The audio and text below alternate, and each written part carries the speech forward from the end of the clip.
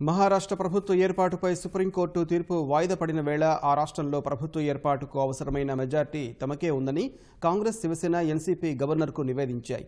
ఈ మేరకు రాజ్భవన్కు వెళ్లిన శివసేన కాంగ్రెస్ ఎన్సీపీ శాసనసభాపక్ష నేతలు ఏక్నాథ్ షిండే, బాలాసాహెబ్ థోరట్, జయంత్ పాటిల్ ఓ లేఖను గవర్నర్ కార్యాలయంలో సమర్పించాయి. ప్రస్తుతం మహారాష్ట్ర గవర్నర్ భగత్ సింగ్ కోశ్యారీ ఢిల్లీలో ఉన్నందున 3 పార్టీల నేతలు లేఖను ఆయన కార్యాలయంలో సమర్పించాయి. గవర్నర్కు సమర్పించిన లేఖలో ప్రస్తుతం మహారాష్ట్ర ప్రభుత్వానికి మెజార్టీ లేదని వివరించాయి. 3 పార్టీలు కలిసి మహా వికాస్ అఘాడీ పేరుతో కొత్త కూటమిని ఏర్పాటు చేసినట్టు తమ లేఖలో పేర్కొన్న 3 పార్టీలు కాంగ్రెస్, శివసేన, ఎన్సీపీ కూటమికే మెజార్టీ సభ్యుల మద్దతు ఉందని వివరించాయి.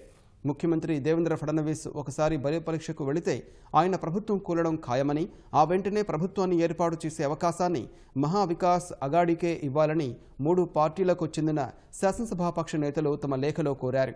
తమ కూటమికి 122 మంది సభ్యుల మద్దతు ఉందని లేఖల్లో వివరించారు. ఒకవేళ గవర్నర్ అనుమతిస్తే 122 మంది శాసనసభ్యులతో పరేడ్ నిర్వహించడానికి సిద్ధమని గవర్నర్ కార్యాలయం లేఖను సమర్పించిన తర్వాత కాంగ్రెస్, శివసేన, ఎన్సీపీ నేతలు కోరాయి.